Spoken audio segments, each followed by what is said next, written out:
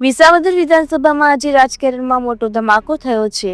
આમ આદમી પાર્ટીના પ્રદેશ સંગઠન મંત્રી હિતેશ બઘાસિયાએ પાર્ટીમાંથી રાજીનામું આપ્યું છે અને હવે અપક્ષ ઉમેદવારીની જાહેરાત કરી છે।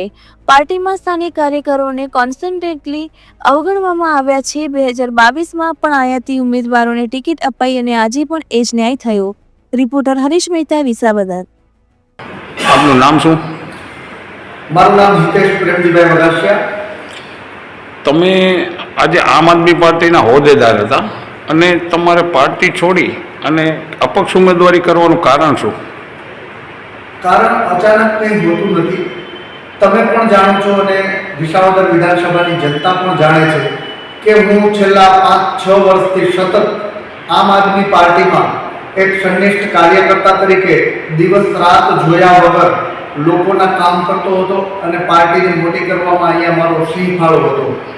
પરંતુ સતત અવગણના અને ઉપેક્ષાઓના લીધે તેમજ અમુક લોકોને ભ્રમિત કરવાની અને 2-5 લોકોની આર્થિક મહત્વકાંક્ષા અને રાજકીય મહત્વકાંક્ષાને સંતોષવા માટે ગુજરાતના હજારો યુવાનો સાથે જે ખિલવાડ કરવામાં આવી રહ્યો છે, આ તમામ બાબતોની મને જાણ થતાં મેં એવો નિર્ણય કર્યો છે કે આમ આદમી પાર્ટીમાંથી રાજીનામું આપી અને હું અપક્ષ ઉમેદવાર તરીકે ચૂંટણી લડીશ અને મને વિશ્વાસ છે કે મારા 16 નંબરના ક્રમ નંબર ઉપર બેટરી ટોર્ચના નિશાન ઉપર મત આપી લોકો મને વિજય બનાવશે। તમે 2022ની ચૂંટણીમાં ટિકિટની વહેંચણી થઈ હતી એવું તમે તમારા પેશીમાં કહો છો, તો એ વાત સાચી છે? ભાઈ, હું કહું છું ને તમે સાચું માની લ્યો, એના કરતાં તમે એક કામ કરો, ખુદ જ તપાસ કરો। જુનાગઢ જિલ્લાની અંદર 5 વિધાનસભાઓ આવે છે।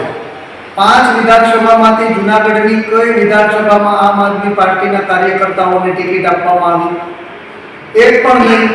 3 ભાજપમાંથી આવેલા ઉમેદવારોને ટિકિટ આપવામાં આવી અને 2 કોંગ્રેસમાંથી આવેલા ઉમેદવારોને ટિકિટ આપવામાં આવી। એ ઉપરાંત હું ખાલી જુનાગઢ જિલ્લા પૂરતી વાત નથી કરતો, આખા ગુજરાતની અંદર તમે જ્યાં કોઈ વિસ્તારમાં રહેતા હો, આ મીડિયાના માધ્યમથી મને સાંભળતા હો, તમે ખુદ તમારા દિલ ઉપર હાથ રાખી અને તમારી પોતાની અને તમારી આસપાસની વિધાનસભાઓ ઉપર નજર કરજો કે ત્યાં કોણ લોકો મહેનત કરતા હતા, કોણ પાર્ટી માટે કામ કરતા હતા અને કોને ટિકિટ આપી દેવામાં આવી।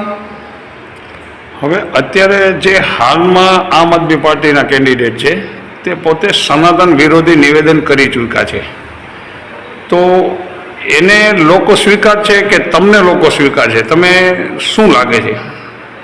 સનાતન વિરોધી નિવેદનની વાત ખાલી એટલી નથી। ગોપાલભાઈ ઇટાલિયા આ વિસાવદર વિધાનસભામાં આવી લોકોને સતત ભ્રમિત કરી રહ્યા છે। સૌથી પહેલો અને મહત્વનો મુદ્દો એ છે કે ગોપાલભાઈ ઇટાલિયા અહીંયા આવીને બધાને એમ કહે છે કે હું ખેડૂત પુત્ર છું, ખેડૂત પુત્ર છું, પરંતુ નથી એમના નામે કે નથી એમના મમ્મી પપ્પાના નામે ક્યાંય પણ ખેતીની જમીન, અને એફિડેવિટમાં પણ એમણે એવું જ સ્વીકાર્યું છે। તો એમના નામે કે એમના મમ્મી પપ્પાના નામે જમીન ના હોય તો એ ખેડૂત પુત્ર કઈ રીતે કહી શકાય? મારા મામાને સુરતમાં ઉદ્યોગો હોય, ફેક્ટરા હોય તો હું ઉદ્યોગપતિ ન કહી શકાઉં। રહી વાત બીજી, ગોપાલ ઇટાલિયા જે અત્યારે એવું કહે છે કે હું લોકોનો અવાજ બનીશ, હું લોકો માટે સતત બોલીશ, તો જે રીતે સનાતન ધર્મની વિરોધમાં ગોપાલભાઈ ઇટાલિયા ભાષણો આપતા હતા, કથાકારોને જે રીતે બેફામ વાણી વિલાસ કરતા હતા અને પોતાના રાજકીય લાભ માટે અત્યારે તમે જુઓ તો સનાતન ધર્મની વિરુદ્ધમાં બોલવાનું બંધ તો કરી દીધું, પરંતુ સાધુ સંતોના ચરણે પણ મીંડા જવા, મંદિરોમાં દર્શને મીંડા જવા। તો જેમ અત્યારે સનાતન ધર્મની વિરુદ્ધમાં બોલવાનું બંધ કરી દીધું, એમ ભવિષ્યમાં પોતાનો રાજકીય લાભ ખટાઈ જશે કે રાજકીય લાભ મળી જશે એટલે એ લોકોના મુદ્દે પણ બોલવાનું બંધ કરી દેશે।